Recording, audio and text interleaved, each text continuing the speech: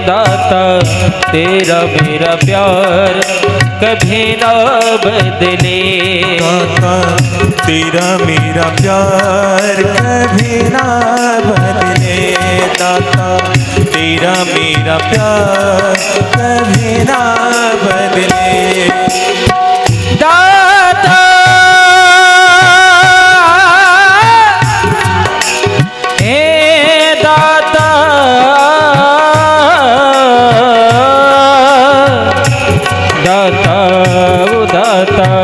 तेरा मेरा प्यार कभी ना बदले। वो दाता तेरा मेरा प्यार कभी ना बदले। दाता तेरा मेरा प्यार कभी ना बदले। दाता तेरा मेरा प्यार कभी ना बदले। दाता यह व्यवहार कभी ना बदले। दाता यह व्यवहार कभी ना बदले। दाता तेरा मेरा प्यार कभी ना बदले। वो दाता तेरा मेरा प्यार कभी ना बदले। दाता ये व्यवहार कभी ना बदले। दाता यह व्यवहार कभी ना बदले। दाता तेरा मेरा प्यार कभी ना बदले। दाता तेरा मेरा प्यार कभी ना बदले।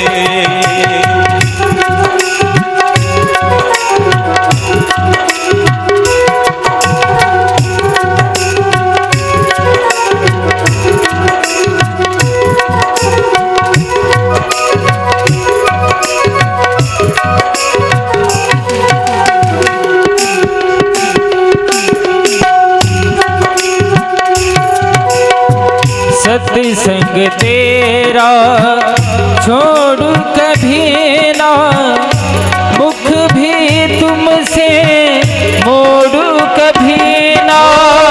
मुख भी तुमसे मोड़ कभी ना। मुख भी तुमसे मोड़ कभी ना।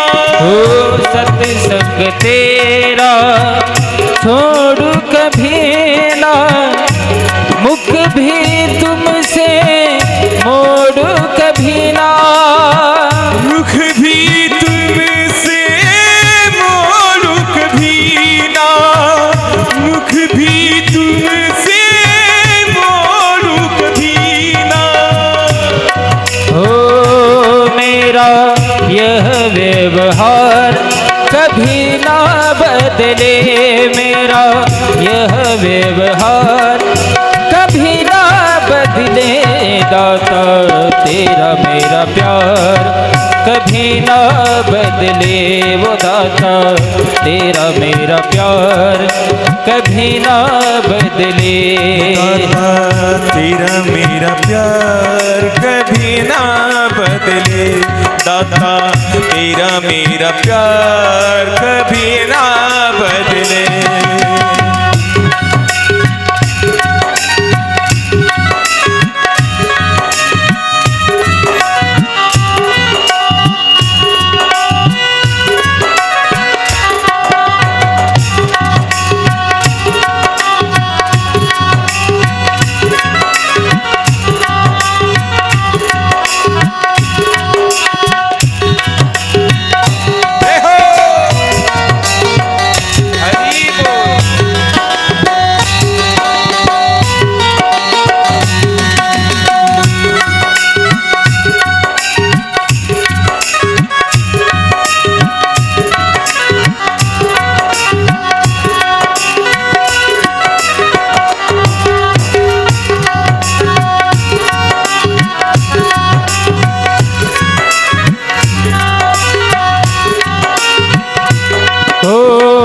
अपना हो या हो बेगाना, बदले चाहे सारा जमाना।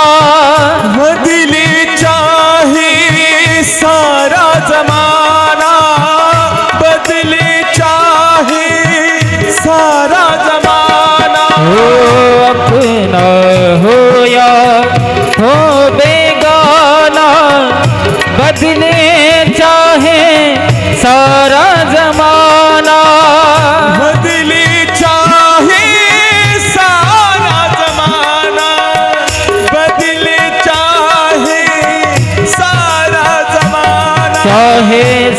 संसार कभी ना बदले, चाहे सारा संसार कभी ना बदले।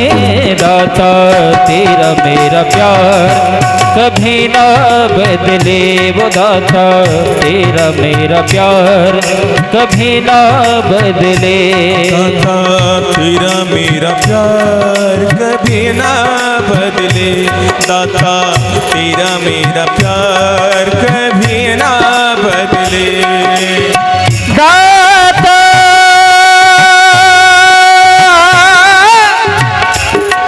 हे दाता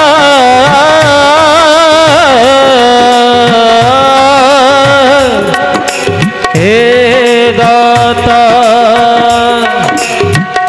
दाता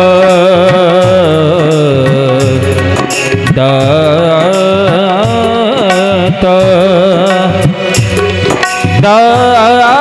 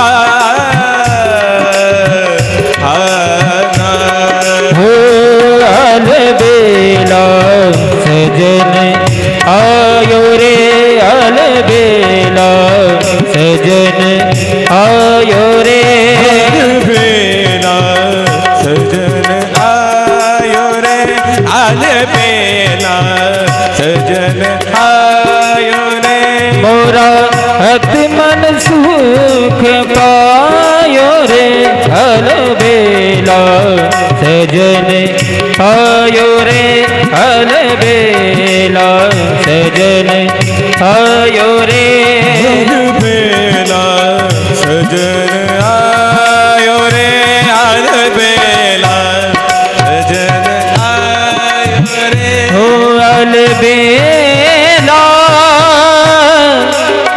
अलबेला अलबेला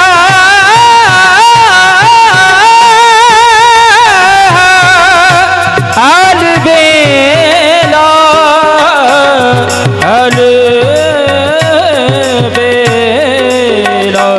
अलबेला सजन आयो रे अलबेला सजन आयो रे दाता यह व्यवहार कभी ना बदले दाता ये व्यवहार कभी ना बदले दाता तेरा मेरा प्यार कभी ना बदले प्यार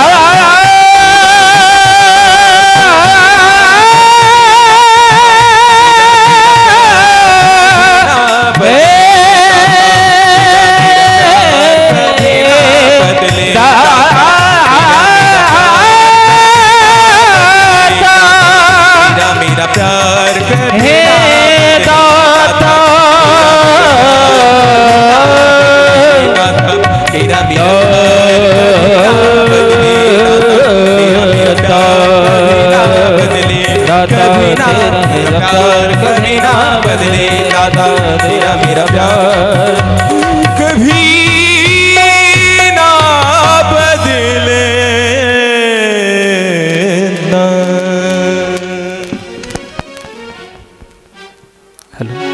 hello, hello, hello, hello, hello, hello, hello, hello, hello, hello, hello, hello, hello, hello, hello, hello, hello, hello. भवतु सहनो भुनक्तु सह वीर्यं करवावहै तेजस्विनावधितमस्तु मा विद्विषावहै। ओम शांति ओम शांति ओम शांति। योऽन्तः प्रविश्य वाचमिमां प्रसुप्तां सञ्जीवयत्यखिलशक्तिधरस्वधाम्ना अन्यस्य हस्तचरणशृणुत्वगादीन् प्रणन्नमो भगवते पुरुषाय तुभ्यम्। ब्रह्मानन्दं परमसुखदं केवलं ज्ञानमूर्तिं द्वन्द्वातीतं गगनसदृशं तत्त्वमस्यादिलक्ष्यम् एकं नित्यमचलं सर्वधी साक्षिभूतं भावातीतं त्रिगुणरहितं सद्गुरुं तं नमामि। विनायकं गुरुं नौमि साक्षरे नाम विस्मृतं येषां चरणसान्निध्यात् जीवा मुक्ता भवन्ति। साक्षरे वंशविख्यातं ज्ञानदानपरायणं विनायकं गुरुं वन्दे भवबन्धविमुक्तये। श्रीरङ्गनाथं गुरुराजवर्यं मुमुक्षूणां ज्ञानदानेकदक्षं प्रभावती क्षेत्रनिवासिनं तं नमामि वेदान्तविदामोरिष्ठम्। नीलाम्बुजश्यामलकोमलाङ्गं सितासमारोपितवामभागं पानो महासायकचारुचापं नमामि रामं रघुवंशनाथम्। मनोजवं मारुततुल्यवेगं जितेन्द्रियं बुद्धिमतामुरिष्ठं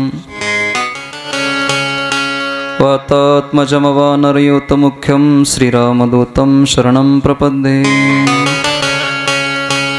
वंशी विभूषितकरा नवनीरदाभात् पीताम्बरा तरुणबिम्बफलादरोष्ठात् पूर्णेन्दुसुन्दरमुखादरविन्दनेत्रात् कृष्णात् परं किमपि तत्त्वमहं न जाने। नमोस्तुते व्यासविशालबुद्धे फुल्लारविन्दायतपत्रनेत्र येन त्वया भारततैलपूर्णः प्रज्वालितो ज्ञानमयप्रदीपः। प्रपन्नपारिजाताय तोत्रवेत्रैकपाणये ज्ञानमुद्राय कृष्णाय गीतामृतदुहे नमः। वसुदेवसुतं देवं कंसचाणूरमर्दनं देवकी परमानन्दं कृष्णं वन्दे जगद्गुरुं। वक्रतुण्डमहाकाय सूर्यकोटिसमप्रभ निर्विघ्नं कुरु मे देव सर्वकार्येषु सर्वदा।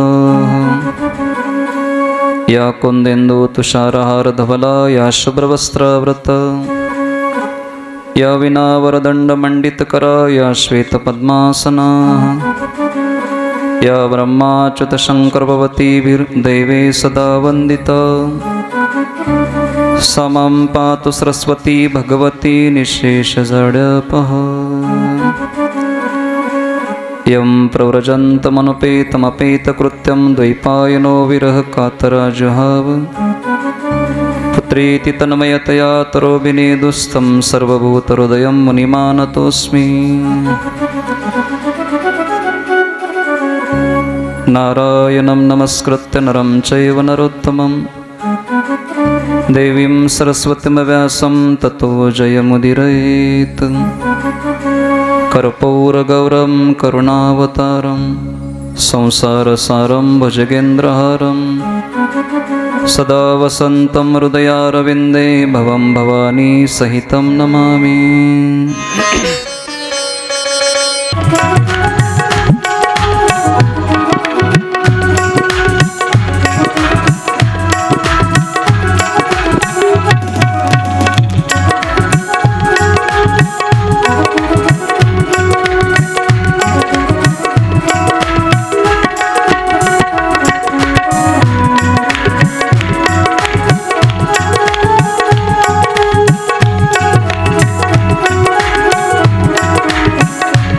त्रिपुरारी तुम्हारी जय जय हो। त्रिपुरारी तुम्हारी जय जय हो। गिरिनारी तुम्हारी जय जय हो। नारी तुम्हारी जय जय हो। गिरधारी तुम्हारी जय जय हो। गिरधारी तुम्हारी जय जय हो। गुरुदेव तुम्हारी जय जय हो। गुरुदेव तुम्हारी जय जय हो। गुरुदेव तुम्हारी जय जय हो। गुरुदेव तुम्हारी जय जय हो।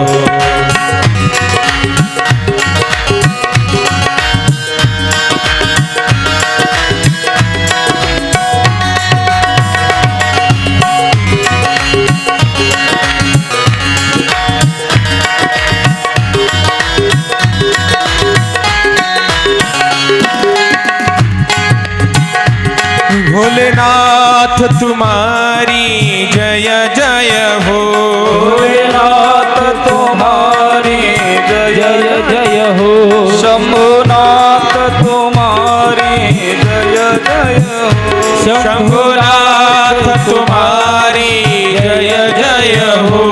उमानाथ तुम्हारी जय जय हो।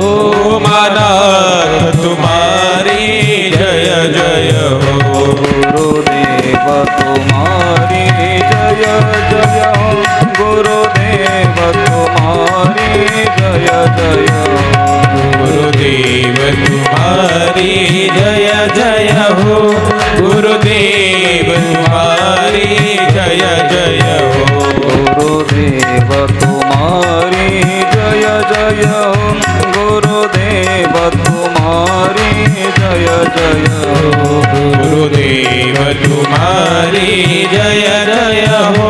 गुरुदेव तुम्हारी जय जय हो। गुरुदेव तुम्हारी जय जय हो।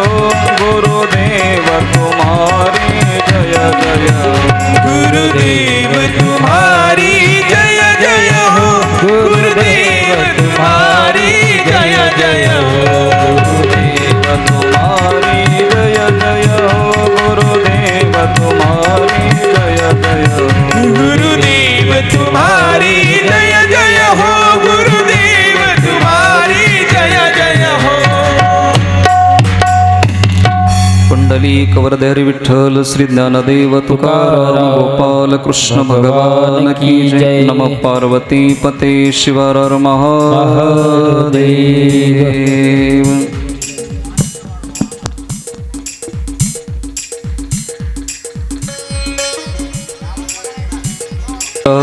नमः। धर्मक्षेत्रे महाक्षेत्रे गंगा कालिंदी संगमे प्रयागे परमे पुण्ये ब्रह्मलोकस्य वर्त्मनि चलत असलेला अखंड हरिनाम सप्ताह,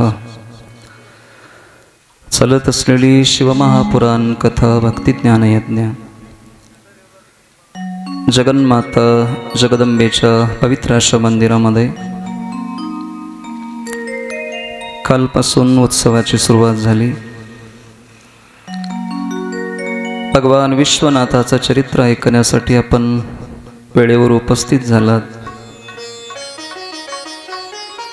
भगवान परमात्म्याची कथा ही जीवाची व्यथा घालवण्यासाठी असते।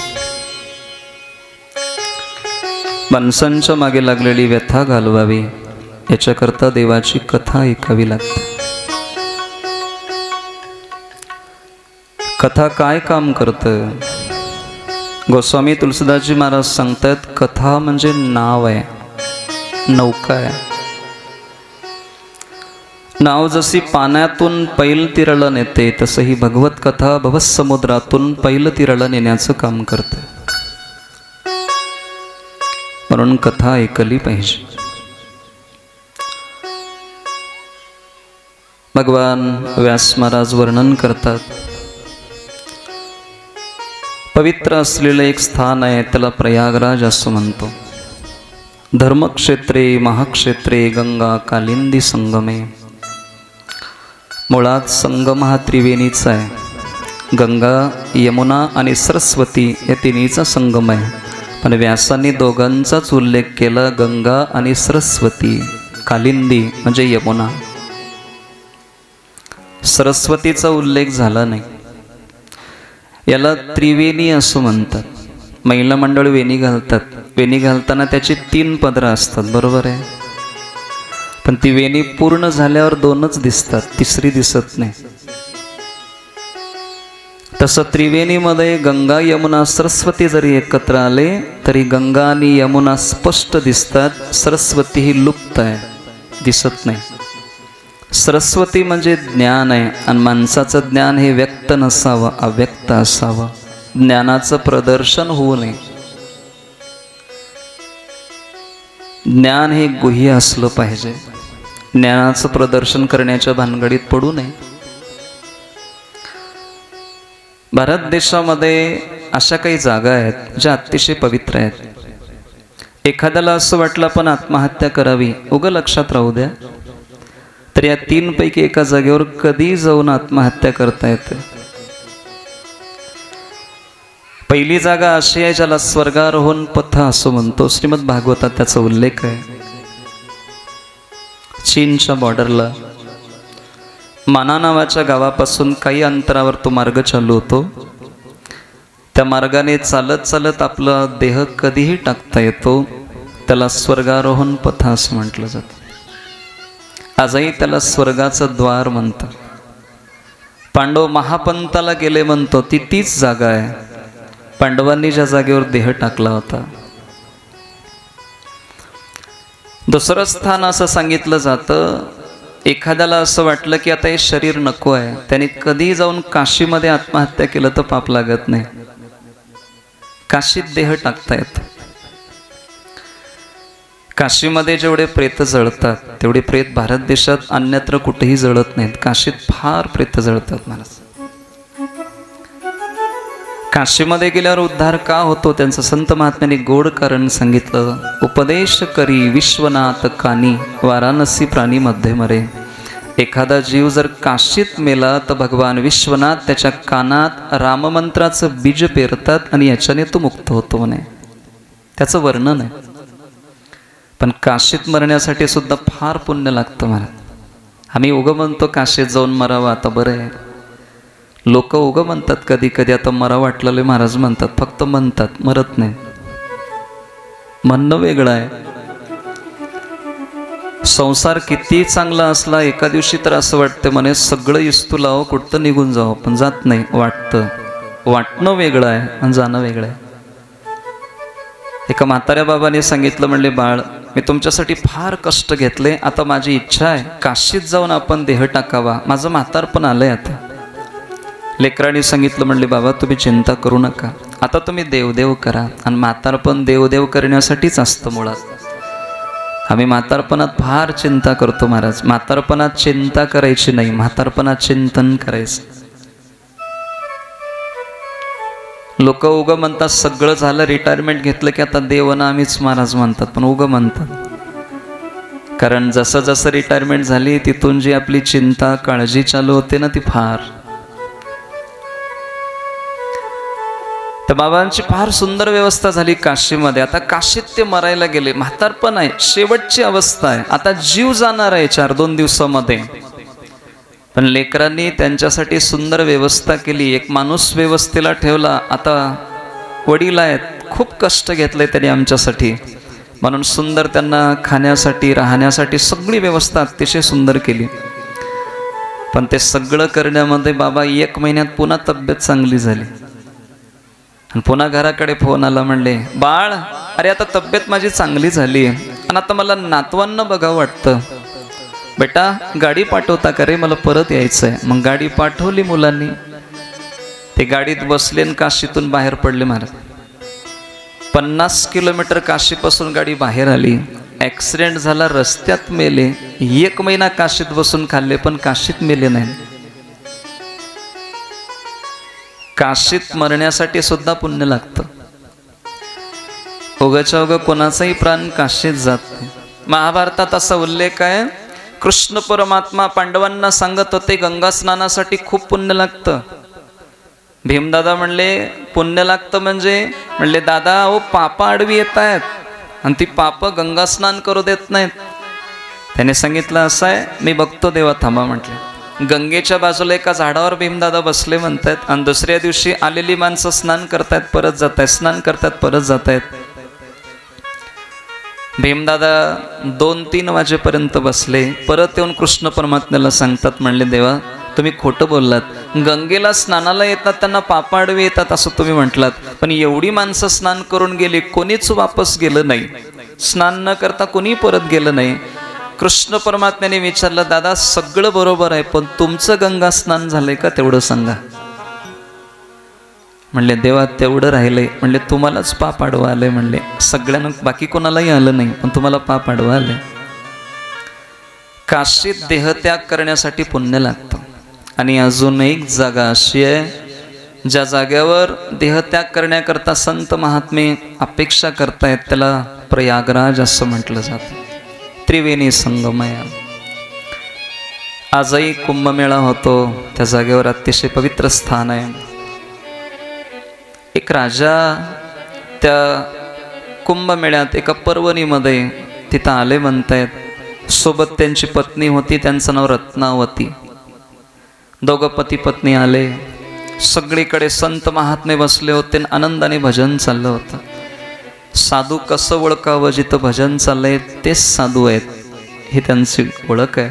कारण सहसा बाकी सगळ्यापेक्षा भजनाला साधू प्राधान्य देतात, नामस्मरणाला प्राधान्य देतात. सगळीकडे भजन चाललंय. राणीच्या अंतकरणातून इच्छा होते आपण भजनात जाऊन बसावं. राजाला विचारलं, म्हणले अहो एक काम करा, माझी इच्छा होते भजन ऐकण्याची, मी भजनात जाऊन बसू का. राजाने सांगितलं ज्याला काही काम नसतं त्यांनी भजन करायचं असतं. म्हणले आपण कसं भजनात जावं, तुम्ही राणी आहात, मी राजा आहे.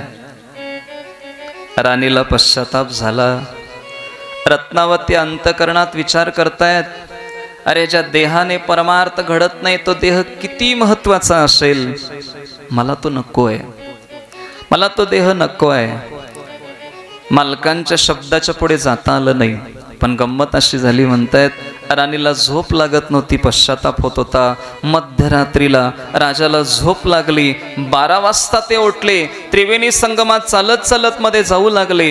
गळ्यापर्यंत पाणी आलं. दोन्ही हात वर केले, देवाला प्रार्थना केली, मला पुढे कुठलाही जन्म मिळू दे, पण माझी एकच इच्छा आहे देवा, माझं भजन झालं पाहिजे. असं म्हणून त्रिवेणी संगमात बुडाल्या. त्यांचा देह पडला, जीव गेला आणि पुढच्या जन्मात शबर कुळात शबरी म्हणून त्या जन्माला आल्या. बाकीच्या वेळेला भलं काही ऐश्वर्य असो नसो, पण परमार्थ अतिशय सुंदर झाला. शबर कुळात जन्मल्या म्हणून त्यांचं नाव शबरी असं पडलं. शबरी हे मुळात नाव नाहीये. भिल्ल जातीत जन्मल्या म्हणून भिल्लीन असं म्हणतात त्यांना. पण शबरीचं नाव कोणालाच माहीत नाही. शबरीचं खरं नाव काय. राम वनवासाला का गेले याची अनेक कारणं सांगितली जातात. याच्यातलं सगळ्यात सुंदर कारण जर कोणतं असेल, राजेश रामायणी जे एका दिवशी बोलत होते, एक पात्र असं आहे समाजाने ज्यांना वाळीत टाकलंय त्यांचं नाव शबरी आहे. आणि त्या शबरीला भेटण्याकरता रामाचा वनवास झाला. याला सोडून योग्य असं कुठलंही कारण मला दिसत नाही असं महात्म्यांचं मत आहे. आणि ती शबरी दररोज बाल्यावस्थेपासून वाट पाहते. फुला अंतरून दररोज वाट पाहते, मेरे राम जी आने वाले, मेरे प्रभु आने वाले, मेरे भगवान आने वाले, हे राम हे राम हे राम हे राम. शबरी मगन है राम भजन में, शबरी मगन है राम भजन में, राम दरस की आस है मन में, राम दरस की आस है मन में. जय श्री राम, जय श्री राम.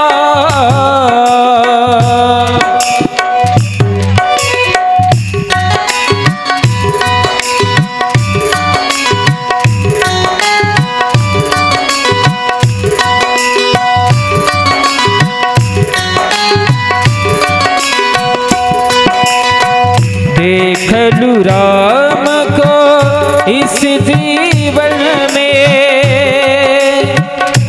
देख लूं राम को इस जीवन में, राम दरस की आस है मन में, राम दरस की आस है मन में। हमको इस जीवन में, देख लूं राम को इस जीवन में, राम रसन की आस है मन में, राम दरस की आस है मन में। हो राह निहारे श्रद्धा से निस दिन, राम राम रटते जाए पल फिर, राह निहारे श्रद्धा से निस दिन, राम राम रटते जाए पल फिर। हो रात रही है इंतजार की, हो रात रही है इंतजार की, घड़ियां उंगली पे गिर, शबरी मगन है राम भजन में, शबरी मगन है राम भजन में, राम दरस की आस है मन में, राम दरस की आस है मन में। शबरी मगनी है राम भजन में, शबरी मगनी है राम भजन में, राम दरस की आस है मन में, राम दरस की आस है मन में। हे राम जय जय राम, हे राम जय जय राम, श्री राम जय जय राम, श्री राम जय जय राम, श्री राम जय जय राम, श्री राम जय जय राम, श्री राम जय जय राम, श्री राम जय जय राम, श्री राम जय जय राम, श्री राम जय जय राम, श्री राम, श्री राम जय जय राम, श्री राम जय जय राम, श्री राम जय जय राम, श्री राम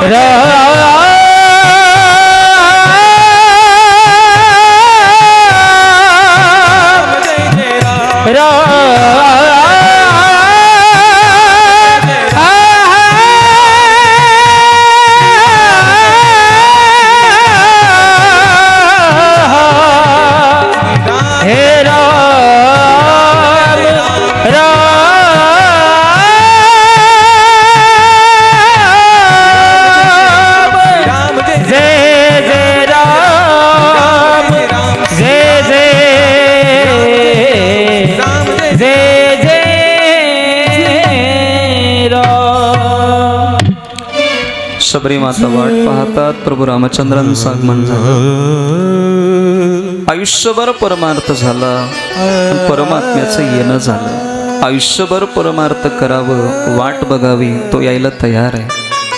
शबरीच्या आश्रमात पाऊल ठेवल्या ठेवल्या प्रभू रामचंद्रांनी एक वाक्य उच्चारलं, माँ मुझे भूख लगी है, कुछ खाने को है, माँ मुझे भूक लगी है। आम्ही एवढे भंडारे करतो, खात नाही, काही जागेवर मागून खातो, महाराज मागून खातो, मुझे भूक लगी है माँ, मुझे भूक लगी है। जगन्नाथपुरीला कर्माबाई दररोज खिचडी कराव्या। ज्या दिवशी ती म्हातारी आता थकली, वय झालं, एका दिवशी त्या गेल्या, परमात्मा रडत होते, माँ मुझे भूक लगी है, कौन खिचड़ी खिलाएगा, कौन खिचड़ी खिलाएगा। ती शबरी, ते विदुर काका, ती कर्माबाई, ज्यांच्याकडे देव स्वतः जातात आणि प्रेमाने त्यांच्याकडे मागून खातात, मला भूक लागली आहे। माणूस कुठं सांगता हक्कानं, जे आपलं घर वाटतं तिथं सांगतं, मला भूक लागली, काहीतरी द्या गड्या आता, मला भूक लागली आहे। शबर कुळा शबरी झाल्या, ती पवित्र अशी जागा, त्याला प्रयागराज असं म्हणतात.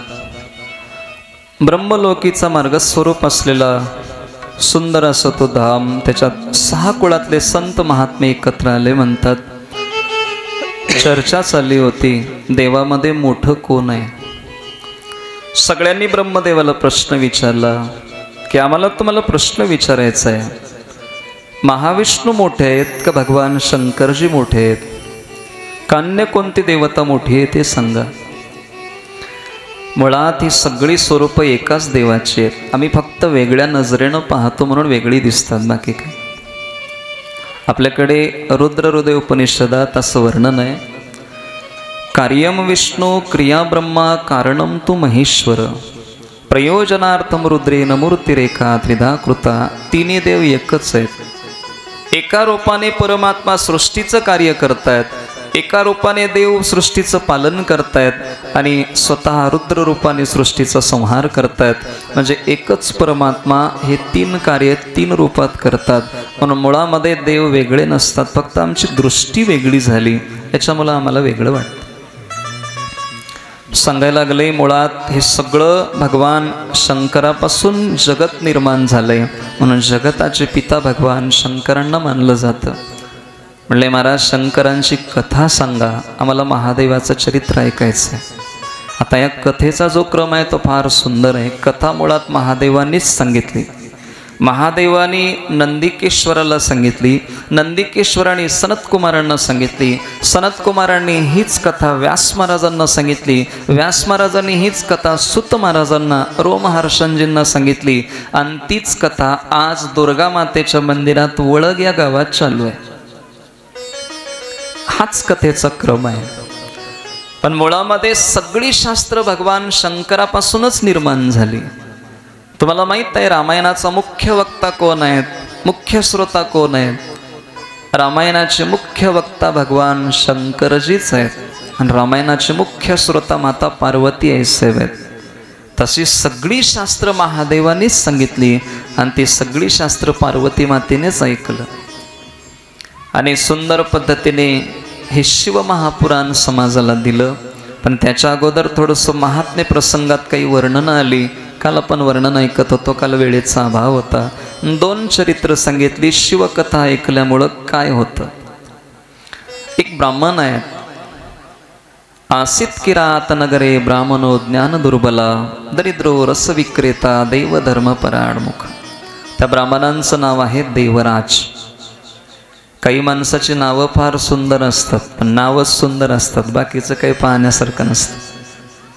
नावं ठेवताना फार हौसनं नावं ठेवतात महाराज, फार सुंदर नावं ठेवली जातात. देवराज हे नाव इंद्राचं आहे, नाव इंद्राचं आहे, पण कार्य रस विक्रेता, रस विकतात ते. काही महात्म्याने असं सांगितलं ते उसाचा रस विकायचे किंवा अन्य काही विकायचे वगैरे वगैरे वर्णन आहे. ब्राह्मण कुळात जन्मले, व्यापारी झाले. आणि गंमत असे माणसाला संगती फार महत्वाची लागते. मला माणसं संगतीमुळं फार मोठी होतात आणि संगतीमुळं शहाणा चांगला माणूसही बिघडतो. सगळीकडे किराताचं नगर आहे, सगळीकडे लोक चुकीचं वागतायत, त्याच्यातही राहतात. याच्यामुळे यांनी ब्रह्मकर्म केली नाहीत. यांनी व्यापार करावा, लोकांना खोटं बोलवावं, फसवावं, बैमानी करावी, या पद्धतीने त्यांचं जीवन चाललं. लग्नही झालं होतं म्हणतात. त्यांना एक स्त्री आवडली, तिचं नाव शोभावती. स्त्री आवडली, तिचं नाव शोभावती. आणि या शोभावतीसाठी म्हणून त्यांनी आपल्या पत्नीचा त्याग केला. आई वडील विरोध करत होते, आई वडिलांचा जीव घेतला म्हणतात. आई वडिलांना झोपीत मारलं, पत्नीला मारलं आणि त्या वेश्येच्या सानिध्यात ते राहू लागले. काही काळ असा गेला. पण एक दिवस असा येतो, म्हातारपण आलं की मग सगळं केलेल्या कर्माचा हिशोब द्यावा लागतो. म्हातारपण म्हणजेच आम्ही केलेल्या पापपुण्याचा हिशोब आहे. वृद्धावस्था आम्ही केलेल्या कर्माचा हिशोब घ्यायला येते. काय संत महात्म्यांनी वर्णन केली महाराज. म्हातारपणी थेटे फडसे खोकला, हात कपाळाला लावून बैसे, खोबरियाची वाटी झाले असे मुख, गळत असे नाक श्लेष्मपुरी.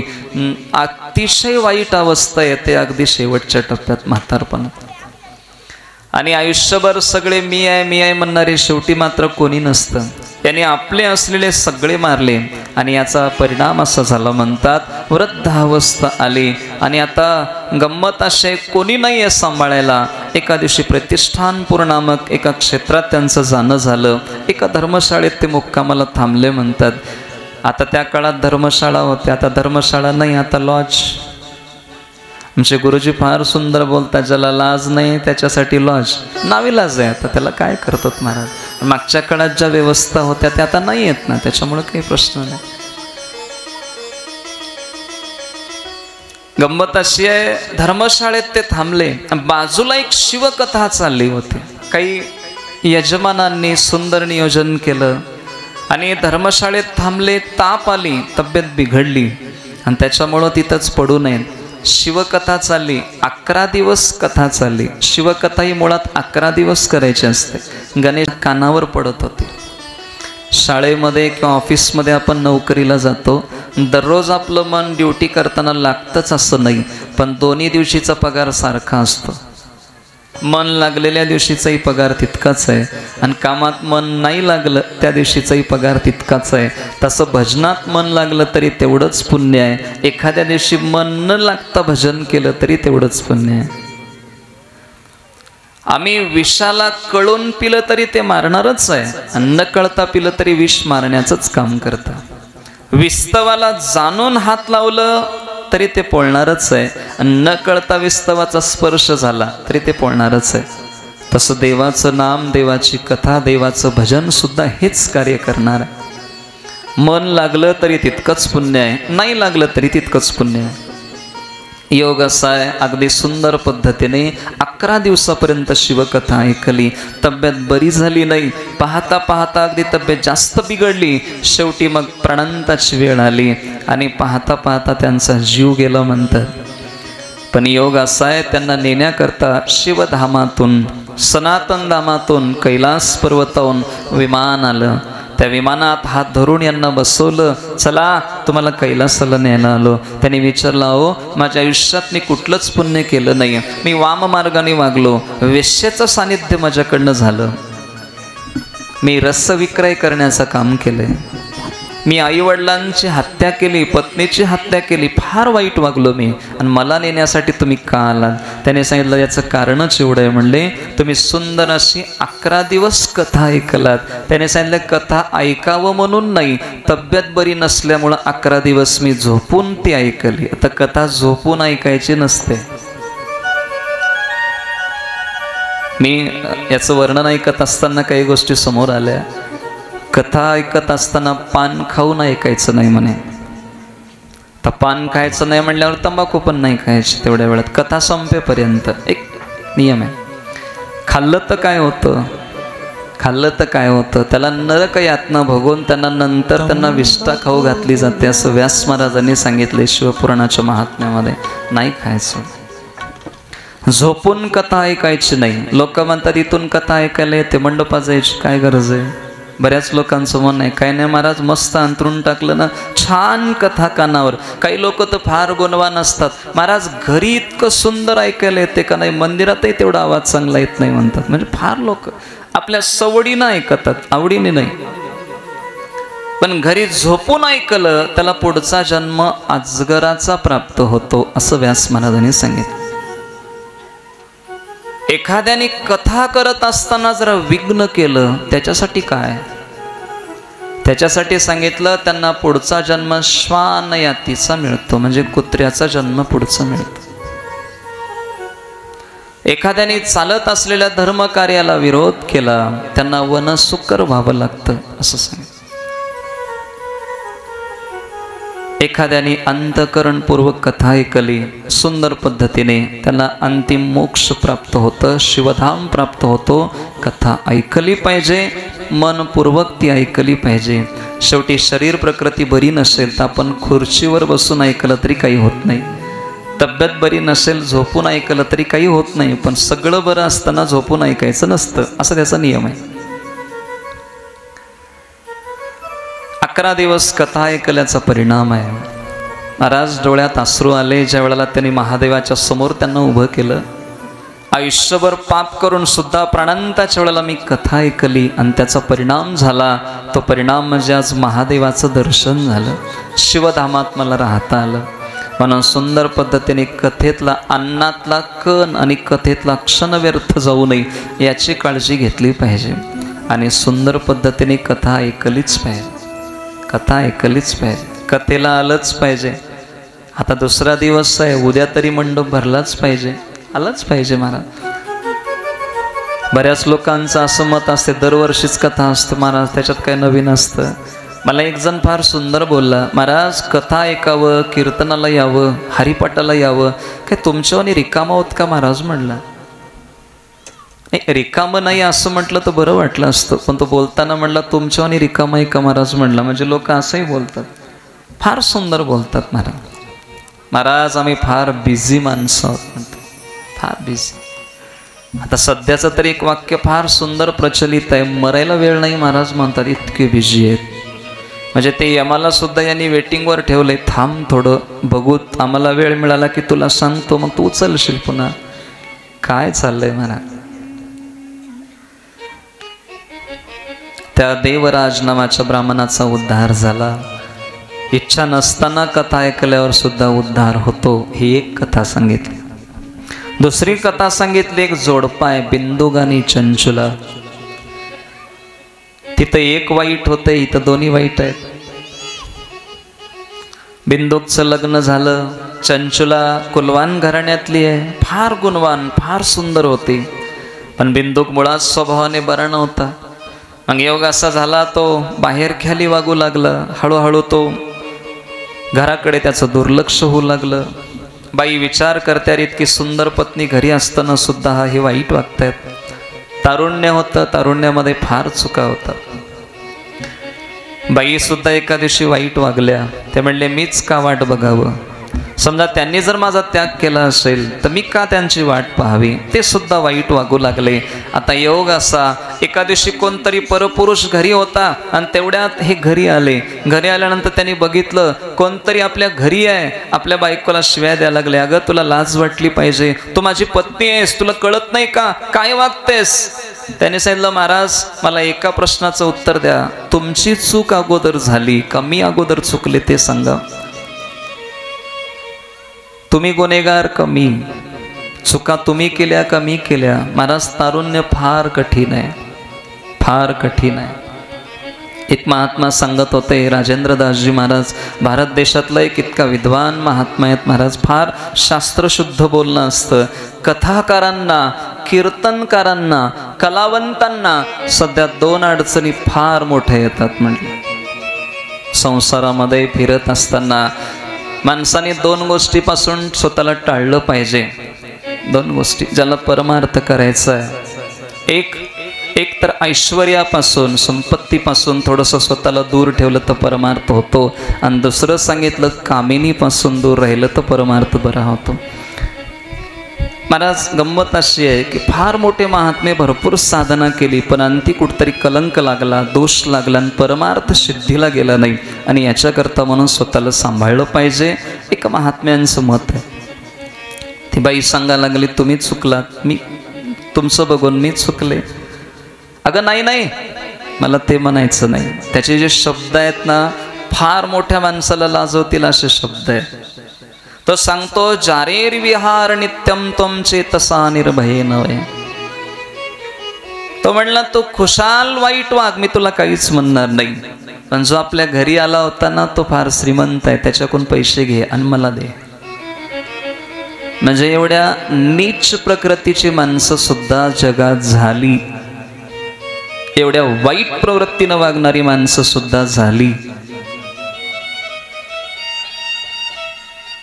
ते पैसे मला पाहिजेत, कारण मला दुसरं कोणाला तरी द्यायचे आहेत. याच्यापेक्षा काय वाईट असावं सांगा. असं करता करता तो एका दिवशी घर सोडून गेला. ही म्हातारी झाली. जोपर्यंत तारुण्य आहे तोपर्यंत सगळं व्यवस्थित असतं. म्हातारपण लागलं की फार कठीण आहे. आणि देहविक्रय करणाऱ्याला शेवटी फार दुर्दशा होते म्हणतात. फार वाईट अवस्था आहे. कोणी बोलत नाही, कोणी चांगल्या नजरेनं पाहत नाही. आणि एका दिवशी योग असा, काहीतरी पुण्य काही सुंदर अशा स्त्रिया त्या गोकर्ण महाबळेश्वरला जायला निघाल्या होत्या. त्यांनी सांगितलं, म्हणले अगं तुला यायचंय का? आम्ही चाललोत गोकर्ण महाबळेश्वरला. चंचुलाला सोबत घेतलं. चंचुला ती सगळ्यांसोबत गोकर्ण महाबळेश्वरला आल्या. महाराष्ट्रातलं महाबळेश्वर वेगळं आणि गोकर्ण महाबळेश्वर वेगळं. आत्ता वळगून 710 किलोमीटर दूर आहे गोकर्ण महाबळेश्वर. इथून अगदी समुद्राच्या कडेला मला वाटतं कोल्हापूरहून 300 किलोमीटर काहीतरी अंतर आहे तसं. आणि सगळ्या ज्योतिर्लिंगाचे राजे आहेत गोकर्ण महाबळेश्वर. 12 ज्योतिर्लिंगाला जाणं झालं नाही, फक्त एका महाबळेश्वरला जाऊन आलं तरी 12 ज्योतिर्लिंगाला गेल्याचं दर्शनाचं पुण्य प्राप्त होतं, असं त्याचा नियम आहे. सगळ्या स्त्रिया तिला घेऊन आल्या, सगळ्या दर्शन करतायत. एक कथा चालली. एक कथेत नेमका विषय चालला होता, एखादी स्त्री वाईट वागली तिला काय दंड आहे, एखादा पुरुष वाईट वागला त्याच्यासाठी काय दंड आहे, असं पाहता पाहता नेमकं नरकाचं वर्णन चाललं. एखाद्या स्त्रीने व्याभिचार केला असेल तिच्यासाठी काय दंड आहे सांगू लागले. तिला यातना शरीर दिलं जाईल. एक लोहाचा तप्त असलेला पुरुष निर्माण केला जाईल, अगदी तापलेला लोखंड, आणि त्याला मिठी मारायला होतील. म्हणजे आता जे आपण वाईट वागतो त्याचा दंड आपल्याला भोगावा लागणार आहे. ऐकल्या फार वाईट वाटलं. तिच्या लक्षात आलं आपण वाईट वागलो, पाप केलंय, वेश्या प्रवृत्तीनं जीवन जगलो. म्हणजे याच्यानंतर आपल्याला आता हेच भोगावं लागणार आहे, आपल्याला नरक यातना भोगावं लागणार. काय करावं? पश्चाताप झाला. कथा संपली. जे महात्मा कथा सांगत होते त्यांच्या जवळ आल्या, हात जोडल्या, साधूच्या पायाजवळ बसल्या आणि डोळ्यातून पटपट अश्रूची धार येत होती. त्यांनी विचारलं, बाई काय झालं, का रडताय, का दुःखी आहेत? हे माऊली सांग म्हणले, काय दुःख आहे तुझं? म्हणले काही नाही बाबा, तुम्ही आत्ता जो कथेत विषय सांगत होते ना, वाईट वागणाऱ्याची काय अवस्था होणार आहे, हे सगळं मी वाईट वागले. मी व्याभिचार केला, वेश्या प्रवृत्तीनं मी वागले. मी काय करू सांगा, काय करू सांगा? मला काही सुचत नाही महाराज. त्वमेव मे गुरुर्ब्रह्मस्तोम मातांच पितासीच. महाराज तुम्ही माझे गुरु आहात, मी तुमची शिष्य आहे, मी तुम्हाला शरण आले, आता काहीतरी मार्ग काढा. उद्धरोद्धर माम दीनाम त्वमेव शरणम गताम. माझा उद्धार करा महाराज, काहीतरी करा. महात्म्याने सांगितलं, म्हणले माता ही कथा पूर्ण झाली की पुन्हा एकदा 11 दिवस केवळ तुझ्या उद्धारासाठी कथा सांगतो म्हटले. महात्म्याने या वक्त्याला फार सन्मान दिलाय. अरे कोणतरी एक वेश्या प्रवृत्तीने वागलेली स्त्री जी आयुष्यभर वाईट वागली, ती स्त्री येऊन विनंती करते माझ्यासाठी कथा सांगा. आपण म्हटलो असतो एका बाईसाठी कथा, ते असं वागणाऱ्या स्त्रीसाठी कथा नाही. नाही, साधू स्वभावाचे महात्मा होते.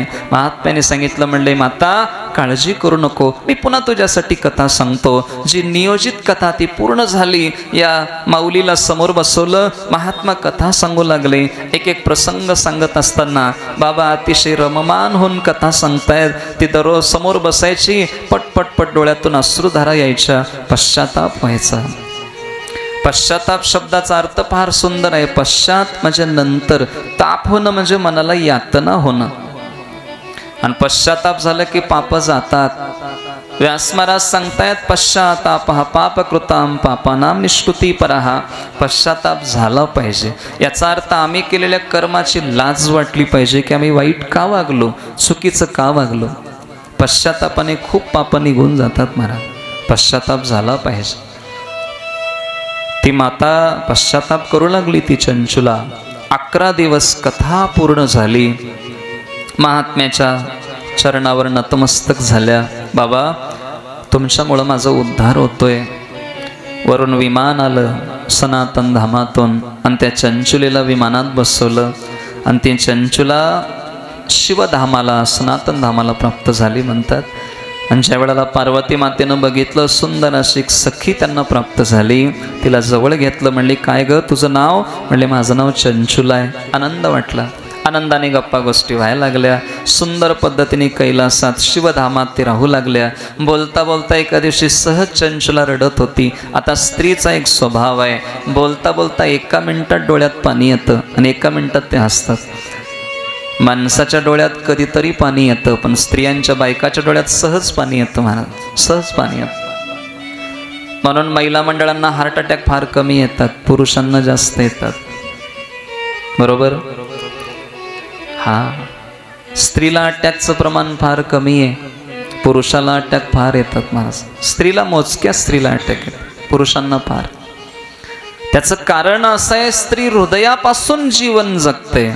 माऊली ज्ञानोबरे पांडुरंगाला बोलत असताना किंवा समाजाला बोलताना बाई गे, माये गे, आई गे हे जे शब्द वापरले, मात्र हृदय पुढे ठेवले. देवाकडे जायचं असेल तर एक तर स्त्रीचं अंतकरण घेऊन जावं लागतं, नसेल तर एखाद्या लहान बाळाचं अंतकरण घेऊन गेलो तर तो लवकर भेटतो, चटकन भेटतो. एक तर लहान लेकरासारखं होऊन जावं, नाहीच झालं तर स्त्रीचं अंतकरण घेऊन जावं. स्त्रीचं अंतकरण फार कोमल असतं, म्हणून अटॅक कमी येतात. महाराज, अटॅक कमी. 100 पुरुषाला अटॅक आले तर केवळ 30 महिलांना अटॅक येतात म्हणे, 1/3 अटॅक येतात. बाई रडायला लागली. पार्वती मातेचं लक्ष होतं, ए चंचुला, काय ग, का रडतेस? हे सांगितलं. म्हणले, माता, माझं ज्यांच्याशी लग्न झालं होतं ते वाईट वागले, ते वाईट वागले, मी सुद्धा वाईट वागले. पण माझं काहीतरी पूर्वपुण्य असावं, मला महादेवाचं चरित्र ऐकण्याचं सौभाग्य प्राप्त झालं. मी आज तुमच्यासोबत तुमच्या जवळ बसले. मी दासी आहे, तुमची सखी म्हणून तुम्ही जवळ घेतलात.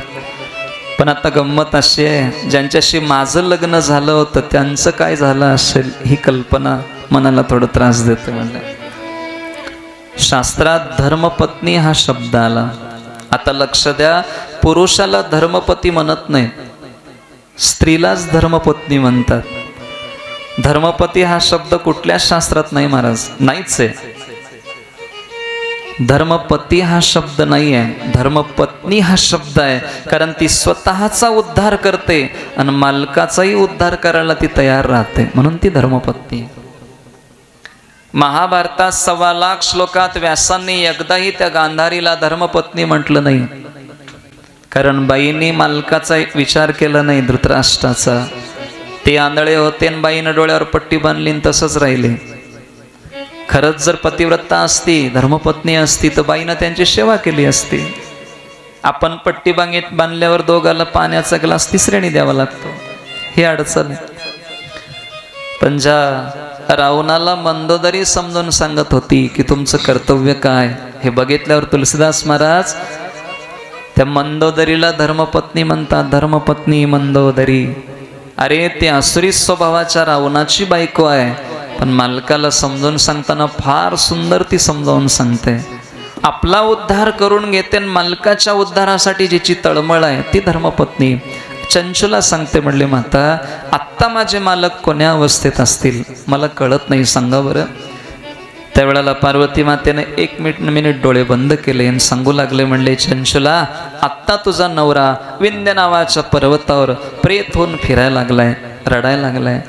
आम्ही अन्न खातो, प्रेताला विष्ठा खाऊ घालतात. आम्ही पाणी पितो, प्रेताला घाण काहीतरी प्यायला दिलं जातं आणि फार दुःख असतं. दुरून चंचुलाला दाखवलं की हे बघ, म्हणले, तुझा नवरा पाप केल्यामुळं त्या झाडाला कवटाळून तो रडत होता. काय कोणाला दुःख सांगावं, काय करावं सुचत नाही.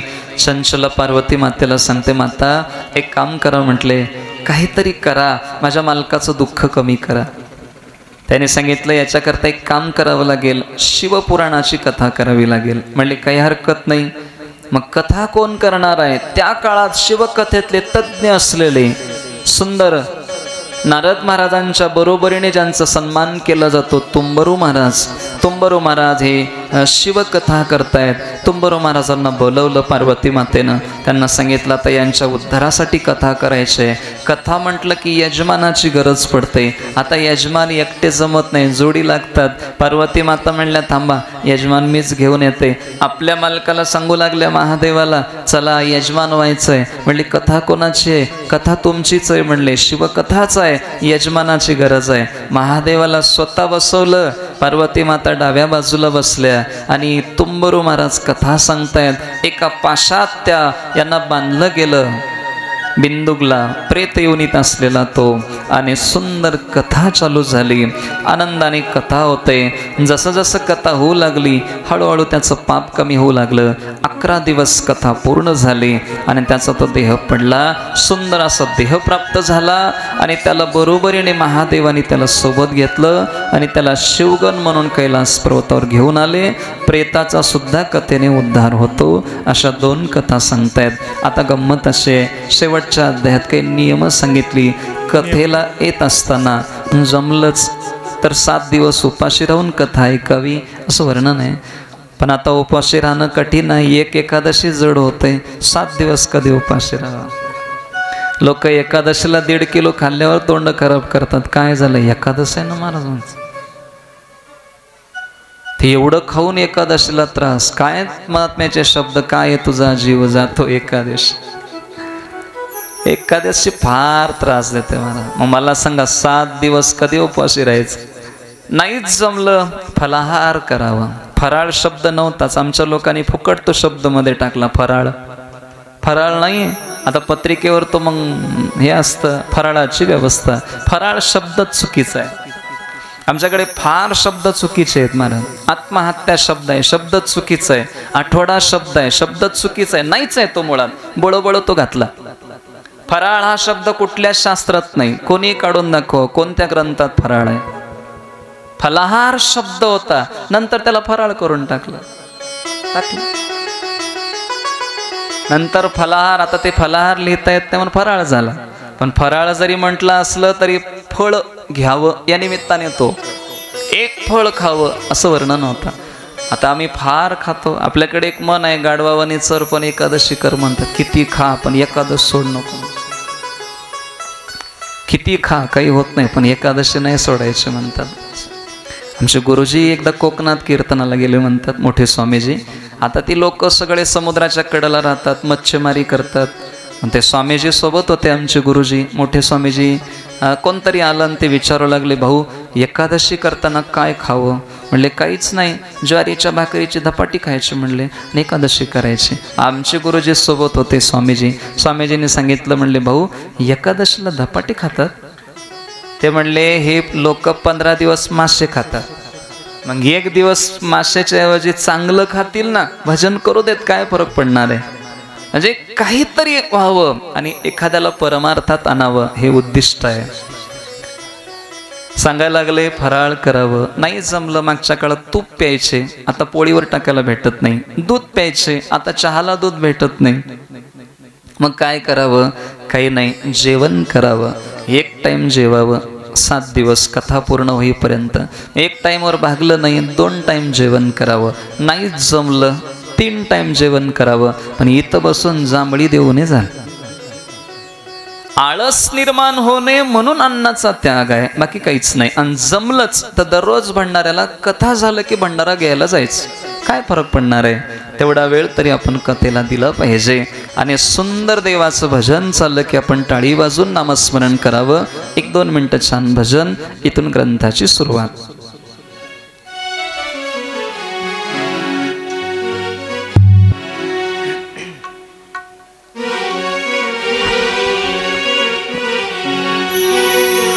ओम नमः शिवाय, हरि ओम नमः शिवाय. ओम नमः शिवाय, हरि ओम नमः शिवाय. ओम नमः शिवाय, ओम नमः शिवाय. ओम नमः शिवाय, ओम नमः शिवाय. ओम नमः शिवाय, हरि ओम नमः शिवाय. ओम नमः शिवाय, हरि ओम नमः शिवाय. ओम नमः शिवाय, ओम नमः शिवाय. ओम नमः शिवाय, ओम नमः शिवाय. ओम नमः शिवाय, हरि ओम नमः शिवाय. ओम नमः शिवाय, हरि ओम नमः शिवाय. ओम नमः शिवाय, ओम नमः शिवाय. ओम नमः शिवाय, हरि ओम नमः शिवाय. ओम नमः शिवाय, ओम नमः शिवाय.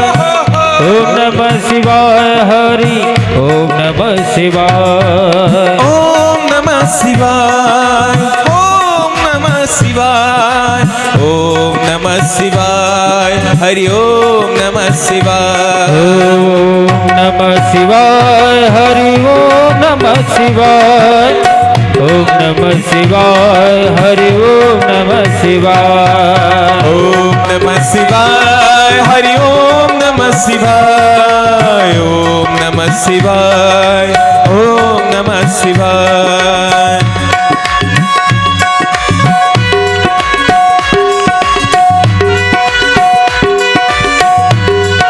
जय हो हरि बोल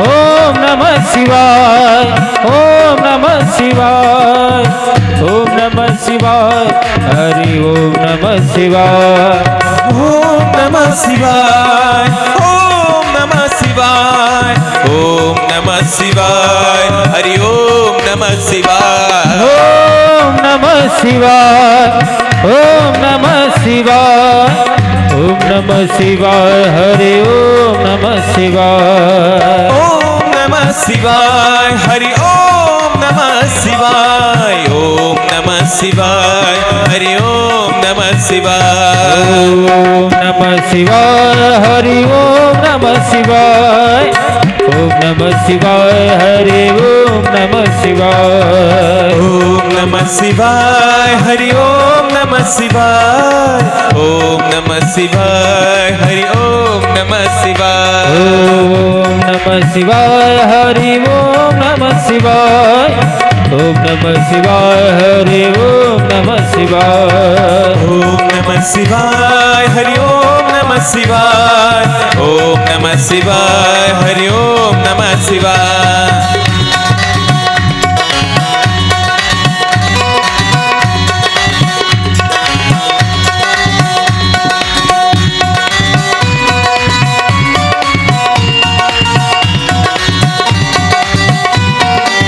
जय हो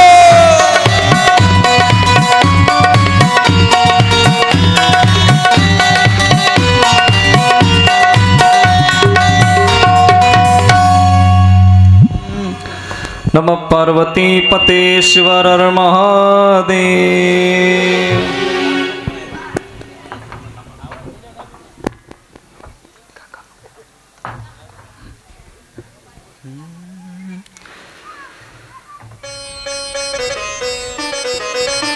श्री गणेशाय नमः।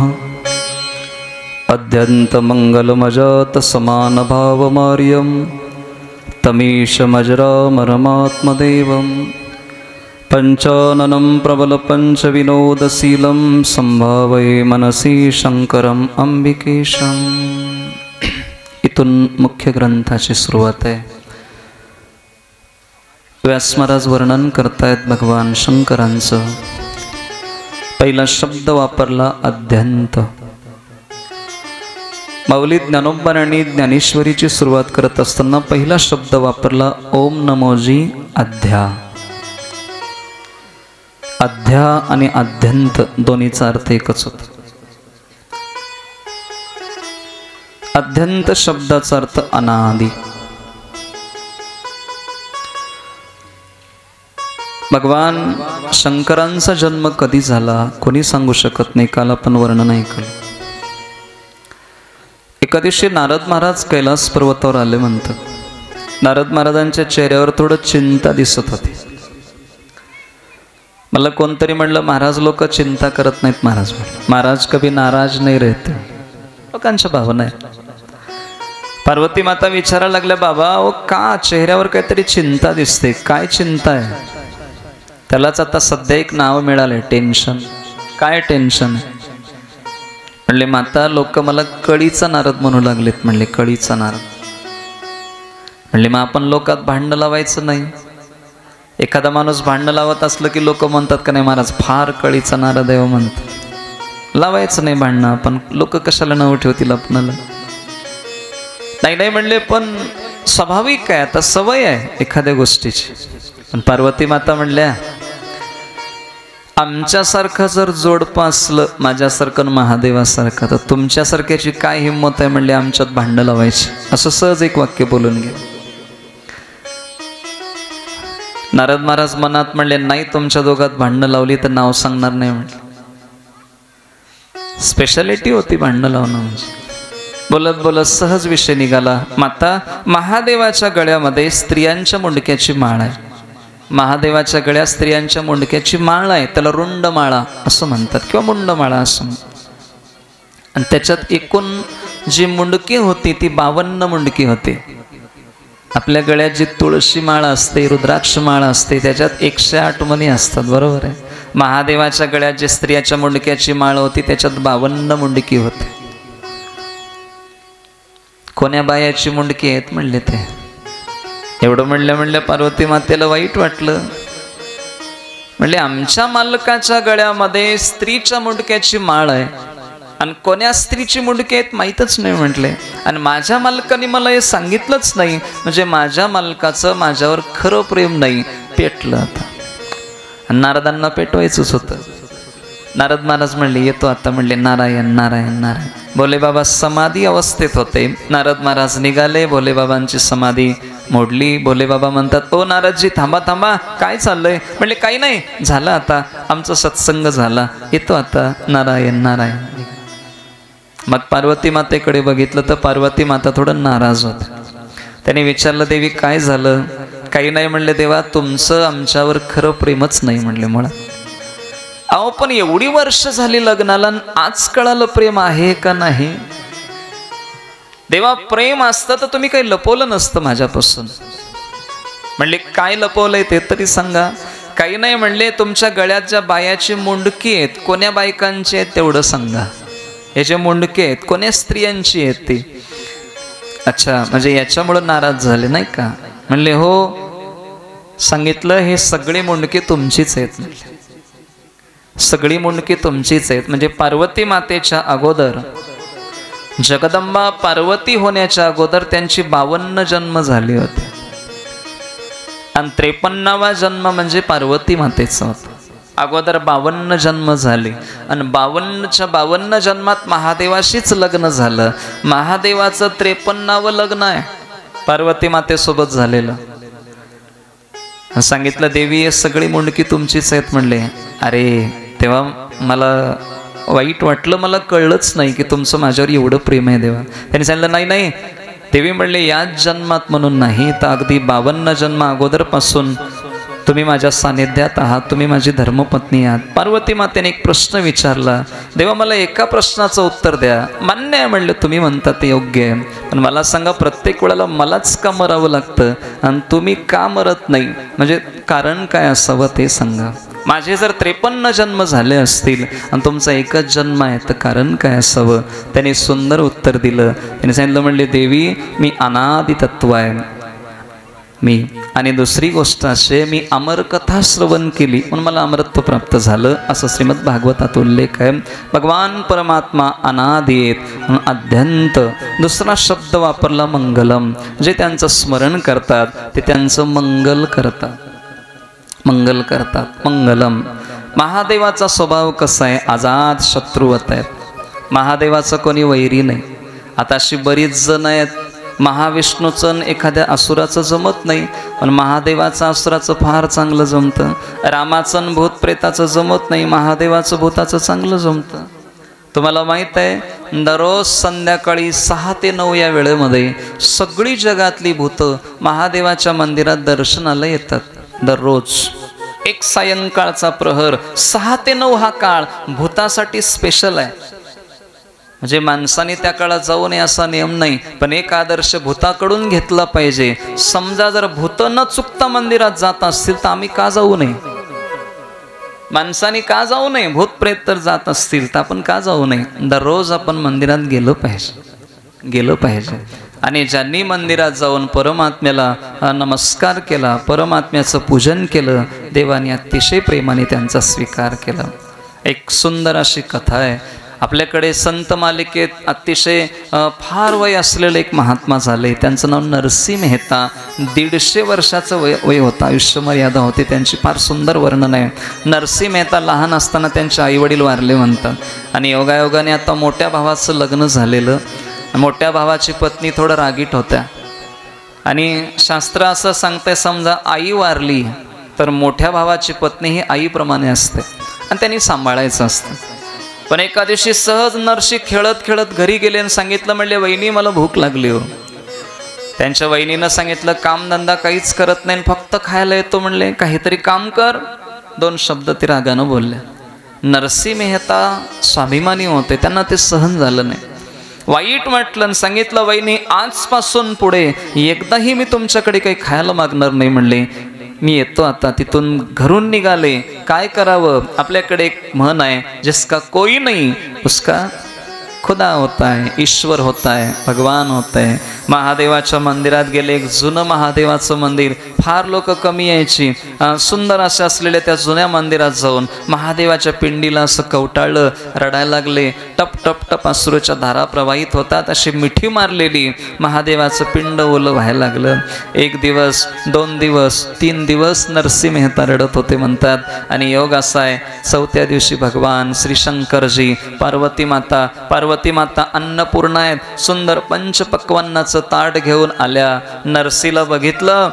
महादेवानी नरसीला उठवलं आणि सांगितलं, म्हणले बाळ रडू नको आता. जगन्मातेनं सुंदर नरसी मेहताला जेवू घातलं महाराज, जेवू घातलं. आणि नंतर विचारायला लागले नरसीला की नरसी मी प्रसन्न आहे बाळ, तुला काय हवंय माग. नरसी मेहताने सांगितलं, म्हणले देवा माझ्या जीवनात तुमची भक्ती कायम असावी, एवढं वरदान द्या, मला बाकीचं काही नको. आणि आजपासून मला कोणाकडे मागायची अवस्था येऊ देऊ नका, एवढं द्या म्हटलं. मी दीन होऊ नये असं काहीतरी करा. म्हणून पुढच्या काळात नरसी मेहता इतकं श्रीमंत कोणी झालं नाही. तुम्हाला माहीत असेल नसेल, 56 करोड रुपयाचे मालक झाले नरसी मेहता 500 वर्षाच्या अगोदर. त्या काळात जर 56 करोड रुपयाची प्रॉपर्टी असेल, महाराज ही ईश्वरी कृपा आहे. मग शेवटी सांगितलं होतं की मला भक्ती व्हावी तुमची. म्हणले बाळ तुमचे जे अगोदरचे संस्कार आहेत ते भगवान महाविष्णूंचे, त्यांच्याशी तुम्ही संलग्न होता, त्यांची भक्ती तुम्ही केली होती. आणि आता तुम्हाला कसं, थांबा. नरसी मेहताला घेतलं, वृंदावनात आले, रासक्रीडा चालली होती. कृष्ण कन्हैयाला बोलवलं आणि कृष्ण परमात्म्याला सांगायला लागले देवा पितांबर पुढे धरा. आणि त्या पितांबरात नरसी मेहताला टाकलं आणि सांगितलं नरसी आजपासून मी तुम्हाला कृष्ण परमात्म्याच्या स्वाधीन केले. मग पुढे ते कृष्ण भक्त झाले. पण मुळात नरसी मेहताला जर अगोदर कोणाचा साक्षात्कार झाला तर ते भगवान श्री शंकरजींचा झाला. आणि बाकीच्यांना बरं वाटलं असतं की एक आम्हाला सुंदर भक्त मिळाला, आनंद वाटला असता. पण महादेवाने सांगितलं नाही, यांचे संस्कार हे भगवान कृष्ण परमात्म्याच्या भक्तीचे आहेत, महाविष्णूंच्या भक्तीचे आहेत. कारण हेच नरसी मागच्या जन्मात मुचकुंद नावाचे राजे होते. त्यांनी कृष्ण परमात्म्याला वरदान मागितलं होतं की मला भक्ती मिळावी, आणि याची जाणीव महादेवाला होती. महादेवाचा स्वभाव अतिशय सुंदर आहे. आजाद शत्रुवत आहेत, त्यांचं शत्रू कोणी नाही. राक्षस तितकेच प्रिय आहेत, भूतप्रेत तितकेच प्रिय आहेत, पिशाच तितकेच प्रिय आहेत, मानव तितकेच प्रिय आहेत. सगळ्यांना समान दृष्टीने पाहतात, म्हणून समान भाव मार्यम असं वर्णन. देवाला प्रार्थना करता तमीश मजरा परमात्मदेवम. आमच्या जीवनात अंधकार आहे अज्ञानाचं, आणि तेवढं बाजूला काढा. जगातलं सगळ्यात मोठं ज्ञान कोणतं? राजेश रामायणीजी फार गोड वर्णन करायचे. जगातलं सगळ्यात मोठं ज्ञान कोणतं? आपल्या अज्ञानाचं ज्ञान होणं हे जगातलं सगळ्यात मोठं ज्ञान आहे. थोडं सोपं सांगू का? काही माणसाला काही कळत नाही, आणि काही कळत नाही हे सुद्धा कळत नाही. आता कळलं तर बरं होईल. काही माणसाला काही कळत नाही, काही कळत नाही हे सुद्धा कळत नाही. काही माणसाला काही कळत नाही, पण काही कळत नाही एवढं त्याला कळतं. लोक म्हणतात आपणाला त्यातलं कळत नाही, जाऊ द्या काय सांगायचं. मग काही माणसाला कळतं, पण कळतं हे त्याला कळत नाही. नंतर म्हणते अरे येतं मला माहीत होतं म्हणलं, पण नंतर म्हणून काय फायदा आहे त्याचा. काही माणसाला कळतं आणि कळतं हे सुद्धा कळतं, ते साधू झाले. नंतर मग पुन्हा म्हणून काय फायदा आहे? माणसाला आपलं अज्ञान कळलं पाहिजे की मला काय कळत नाही हे अगोदर कळावं, मग जगातलं सगळं कळेल. जगातलं आमच्याकडे अज्ञानाचा अंधकार आहे आणि ते अंधकार घालवण्याची क्षमता जगाच्या पाठीवर केवळ एक महादेवाकडे आहे. म्हणून महादेवाला व्यास महाराज सांगतायत एक काम करा, आमचं तमीश म्हणजे आमचं अंधकार, अज्ञानाचा अंधकार बाजूला काढा देवा, एवढी प्रार्थना आहे. सुंदर पद्धतीने भगवान विश्वनाथाला प्रार्थना करतायत. भगवान परमात्म्याची अशी दिव्य कथा सुंदर वर्णन करू लागले. जमलेली सगळी संत महात्मी शौनकादी महाराज सुतांना प्रश्न विचारतात. बाबा आम्हाला तुम्हाला काहीतरी प्रश्न विचारायचे आहेत, शिवकथेच्या संदर्भात आम्हाला काहीतरी सुंदर असं मार्गदर्शन करा. आम्ही कोणती कथा नेहमी ऐकली पाहिजे ते सांगताय. सदासेव्या सदासेव्या सदासेव्या विशेषता एतस्सिव पुराणस्य कथा परमपावनी. नेहमी ऐकावं, नेहमी ऐकावं, नेहमी ऐकावं. परमपावन असलेली कथा जिला शिवमहापुराण कथा म्हणतात ती नेहमी ऐकली पाहिजे. एकदा सांगितलं की वरवर सांगितलं, दोनदा सांगितलं की आता गेलं पाहिजे. लोक म्हणतात नाही या बरं महाराज, एवढंच म्हणले पुन्हा बोलवलेच नाही. लोक म्हणतात नाही नाही या, आलंच पाहिजे, याच असं म्हटलं की नक्की गेलंच पाहिजे. काही माणसं तीनदा सांगतात या या, यावंच लागते आता काही होत आहे. मग त्यावेळेला हक्क असतो 100% जावंच लागतं, असा त्याचा नियम आहे. नेहमी ऐकावं. सदासेव्या सदासेव्या सदासेव्या. काय ऐकावं? देवाची कथा ऐकावी. का ऐकावी? कारण त्याचं कारण असं सांगितलं. मिट जाती है जिसे श्रवण कर मिट जाती है जन्म जन्म की व्यथा. ऐसी शिव कथा, ऐसी शिव कथा, ऐसी शिव कथा, ऐसी शिव कथा. जय श्री शिव कथा, जय श्री शिव कथा, जय श्री शिव कथा, जय श्री शिव कथा. इसे श्रवण कर मिट जाती है, इसे श्रवण कर मिट जाती है जन्म जन्म की व्यथा. ऐसी शिव कथा, ऐसी शिव कथा, ऐसी शिव कथा, ऐसी शिव कथा. जय श्री शिव कथा, जय श्री शिव कथा, जय श्री शिव कथा, जय श्री शिव कथा. तेरा परमार्थ बन जाए, मेरा परमार्थ बन जाए, तेरा परमार्थ बन जाए, मेरा परमार्थ बन जाए. नारद के ये यथा. ऐसी शिव कथा, ऐसी शिव कथा, ऐसी शिव कथा, ऐसी शिव कथा. हो जिसे श्रवण कर मिट जाती है, जिसे श्रवण कर मिट जाती है जन्म जन्म की व्यथा.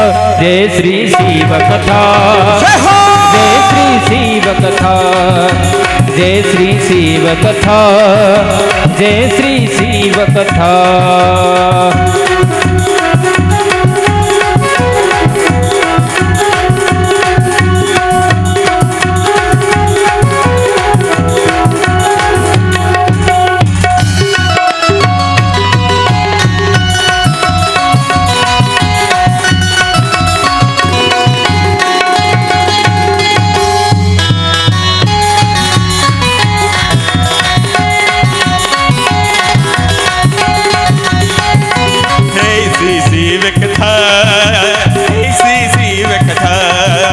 ऐसी शिव कथा, ऐसी शिव कथा. भगवान शंकराची कथा ऐकली पाहिजे, ऐकली पाहिजे, ऐकलीच पाहिजे. का? त्याचं कारण असं सांगितलं. आमच्या पाठीमागे एक वस्तू कायम लागलेली असते, त्याला मरण असं म्हणतात. काल व्याल महात्रास विध्वंस करमुत्तमम शैवम पुराणम परमम शिवेनोक्तम पुरामुने. आमच्या पाठीमागे काळ लागलाय आणि काळ घालवायचा असेल, काळाचं भय संपवायचं असेल तर महाकाळाची कथा ऐकावी लागते. म्हणून शिवकथा ऐकावं असं त्याचा नियम आहे. ऐकलंच पाहिजे, ऐकलंच पाहिजे. म्हणले महाराज आमच्या जीवनामध्ये काय यावं सांगू लागले. सदाचारश्च सद्भक्तीने विवेको वर्धते कथम. कथेमुळं दोन गोष्टी आमच्या जीवनात वाढतात. एक सदाचार वाढतो आणि सद्भक्ती वाढते. सदाचार वाढतो म्हणजे आचरणामध्ये पवित्रता येते एक, आणि दुसरी गोष्ट आमच्या जीवनात सद्भक्ती येते. भक्ती आणि सद्भक्ती याच्यात काय अंतर आहे. अपेक्षेनं भक्ती होऊ शकते पण सद्भक्तीमध्ये अपेक्षा रहित भक्ती आहे. अतिशय पवित्र केवळ भगवंताचीच प्राप्ती व्हावी या उद्देशाने केली जाते. एक महात्मा सांगत होते भगवान से हमें कुछ नहीं चाहिए, हमें बस भगवान चाहिए, उससे कुछ नहीं चाहिए. देवाकडून काही मागायचं नाही, देवाकडून देवालाच मागायचं. याला सद्भक्ती असं म्हणतात. आमच्या जीवनात विवेक आला पाहिजे. विवेको वर्धते कथम. ते वाढण्यासाठीच देवाचं चरित्र ऐकायचं. विवेक वाढला पाहिजे. विवेक आला की त्याच्यासोबत वैराग्य येतच. वैराग्य आलं की त्याच्यासोबत भक्ती येतेच, त्याच्यासोबत ज्ञान येतच आणि याच्याने आमचं जीवन सुखी होतं. या गोष्टी आमच्या जीवनात आल्या पाहिजेत, आल्या पाहिजेत. महात्म्याने याच्यावर फार सुंदर चिंतन केलं. सांगू लागले बाबा याच्याकरता महादेवाचं चरित्र ऐकावं. महाराज चरित्र ऐकायला काहीच हरकत नाही म्हटले, पण आम्हाला एक शंका आहे महाराज. काय शंका आहे. बाकीच्या देवाच्या मूर्त्याच पाहायला भेटतात पण महादेवाची दोन रूपात पूजा होते.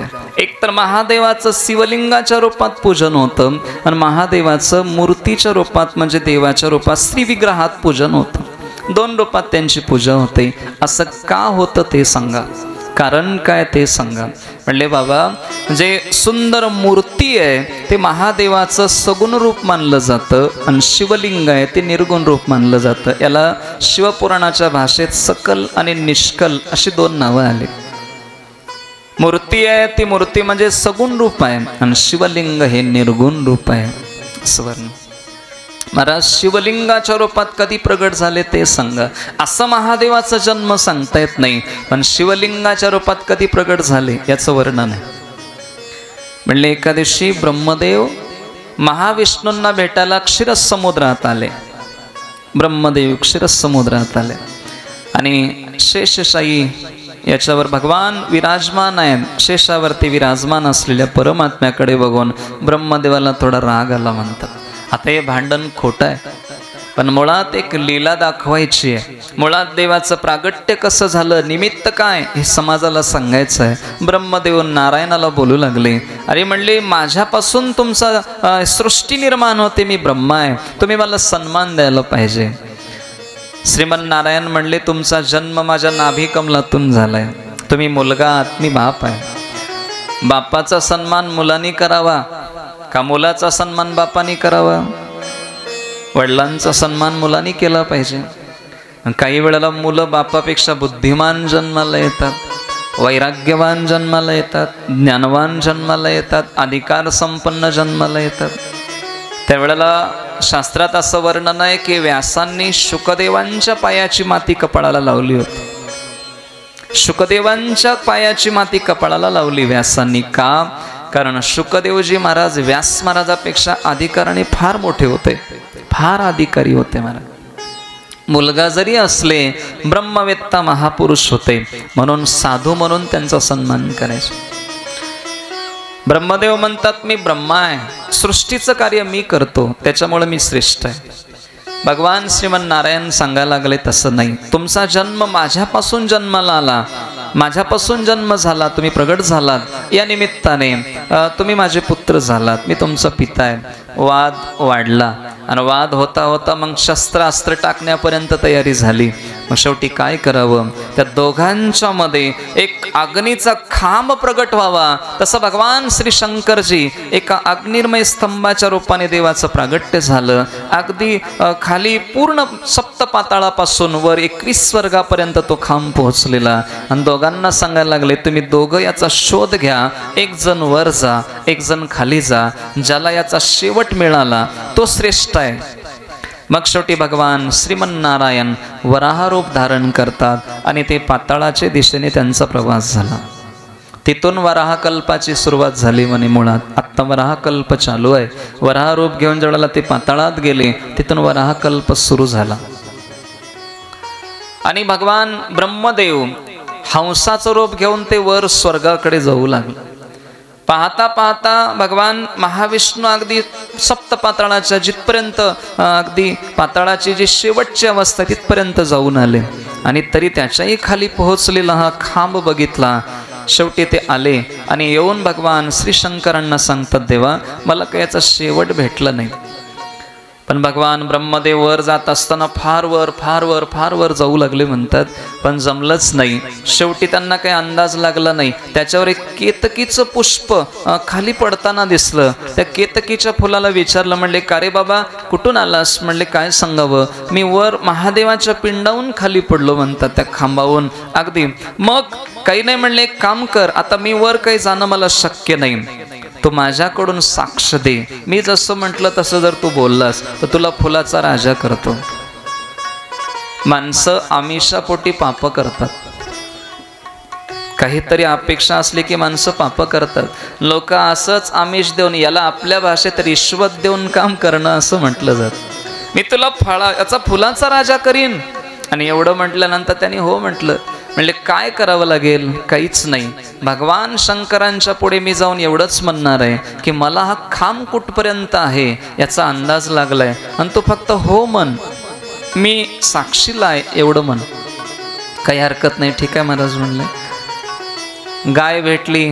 गाईला सांगितलं तुला साक्ष द्यायचं आहे. गाईला आपण सर्व पूज्य मानतो.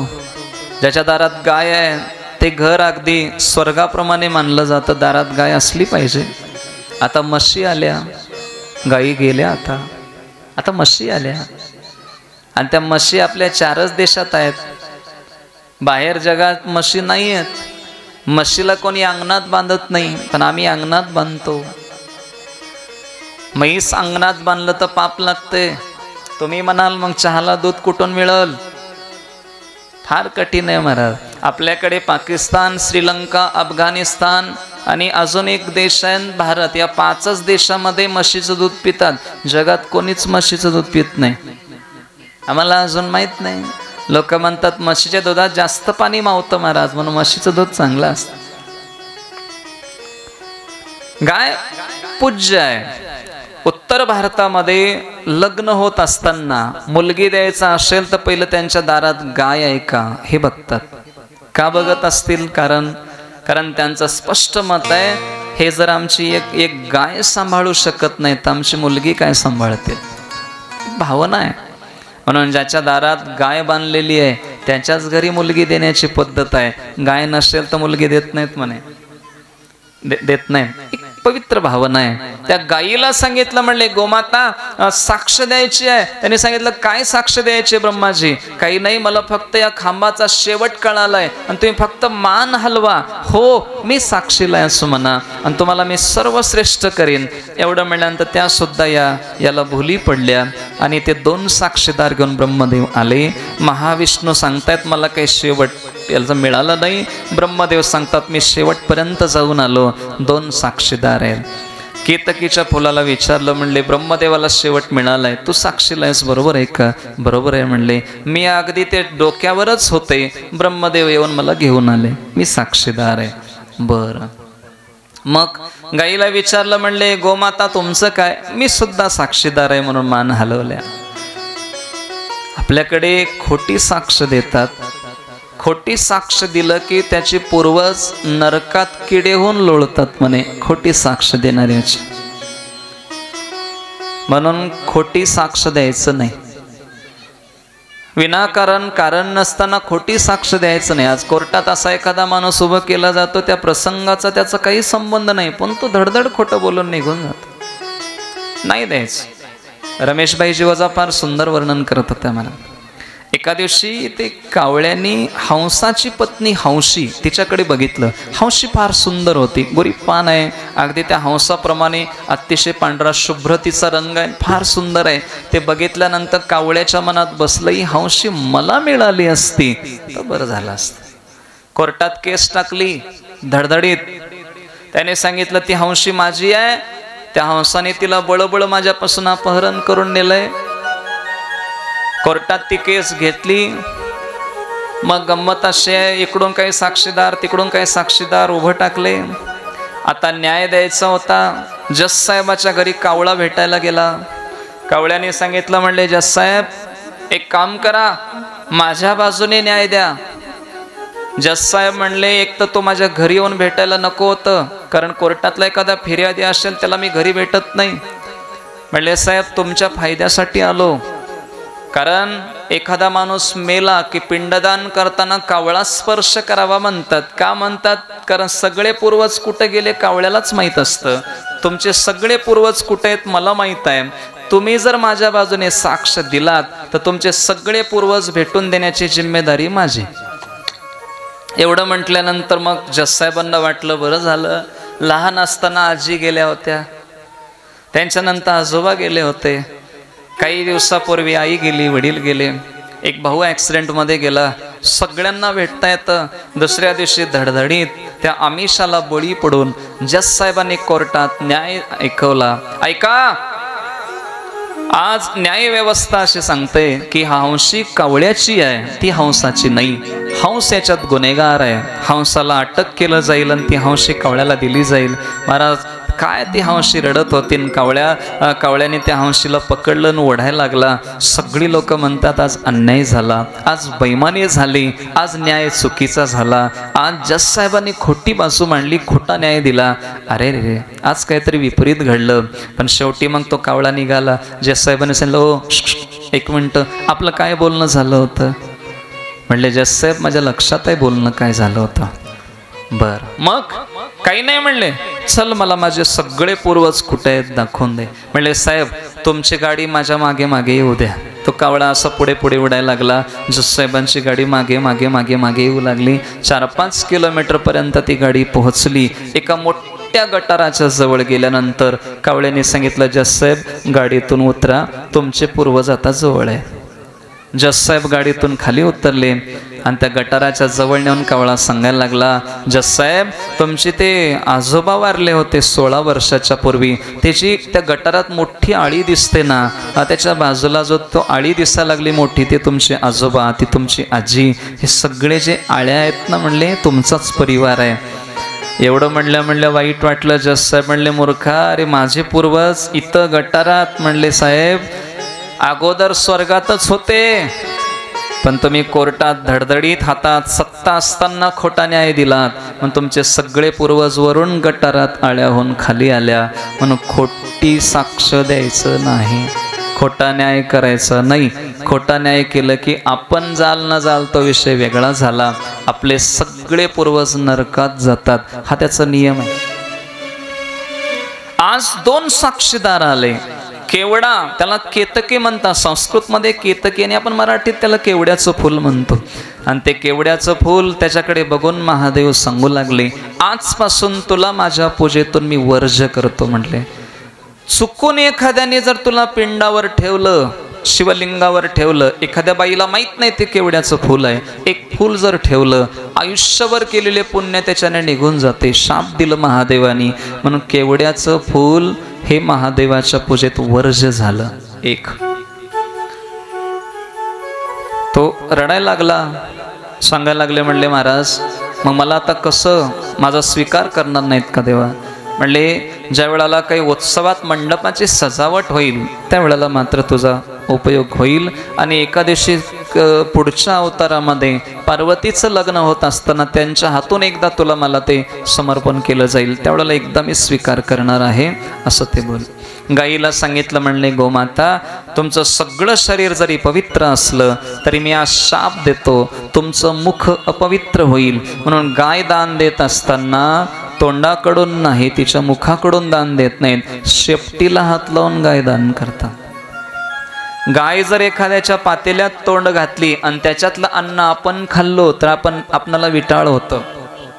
म्हणून गायीनं जर तोंड घातलेलं पात्र असेल तर ते धुतल्यावर तो विटाळ जात नाही, त्याला चुलीवर ठेवून गरम करावं लागतं. आता चूल राहिली नाही, गॅसवर ठेवून गरम करावं लागतं आणि ते गरम झाल्यानंतर त्याचा तो विटाळ संपतो. कारण ज्यांनी अपराध केला त्यांना या गोष्टीचा दंड भोगावा लागतो. गोमाता इतकी पवित्र आहे, ते 33 करोड देवता त्यांच्यात वास्तव्याला आहेत, पण मुख अपवित्र झालं. गायीलाही पश्चाताप झाला आणि 2 खोटे साक्षीदार आणले. ब्रह्मदेवाला 5 मुख होती. भगवान शंकरांनी तृतीय नेत्रातून भैरव प्रगट केले म्हणतात आणि त्यांना सांगितलं या ब्रह्मदेवाचं एक मुंडकं काढ. 5 पैकी 1 शिर कमी झालं आणि 4 शिर ब्रह्मदेवाला पुढे राहिली. ब्रह्मदेव दुःखी झाले. ब्रह्मदेवाला शाप दिलं, आजपासून पृथ्वी तलावर कुठंच तुमची पूजा होणार नाही, कुठंच एकही मंदिर राहणार नाही. ब्रह्मदेवाचं एकच मंदिर आहे पुष्करला, ते बी मंदिर शाप देण्याच्या अगोदरचं आहे म्हणून आहे. कारण मंदिर ते झालेलं होतं. पुष्करचे लोक ब्रह्मदेवाला फार मानतात, दुसरीकडे जगात कोणी मानत नाही. आणि ते मंदिर बांधल्यानंतर शाप मिळाला म्हणून ते मंदिर आहे म्हणे. शाप अगोदर मिळाला असता तर तेही मंदिर ब्रह्मदेवाचं राहिलं नसतं. आणि इकडे मग महाविष्णूंना सांगितलं, एक काम करा म्हणले, इथून सृष्टीचं कार्य तुम्हाला करायचं आहे आणि सगळीकडे तुमची वाहवा होईल, सगळीकडे फार मोठा सन्मान होईल. आणि सुंदर पद्धतीने तो जो दिवस होता तो दिवस महाशिवरात्रीचा दिवस आहे. आणि अतिशय सुंदर पद्धतीने दोघांनी भगवान शंकरांच्या शतनामाचं स्मरण केलं, भगवंताची पूजा केली. 1-2 मिनिटं आपण भजन करू, मग पुढे कथा.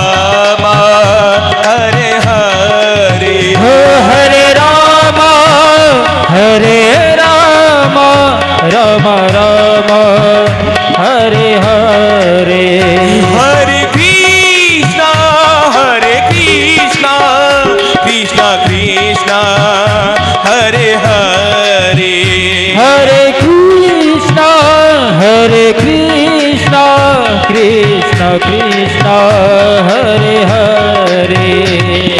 ओम नमः शिवाय, ओम नमः शिवाय, ओम नमः शिवाय, हरि ओम नमः शिवाय। ओम नमः शिवाय हरि ओम नमः शिवाय, ओम नमः शिवाय हरि ओम नमः शिवाय।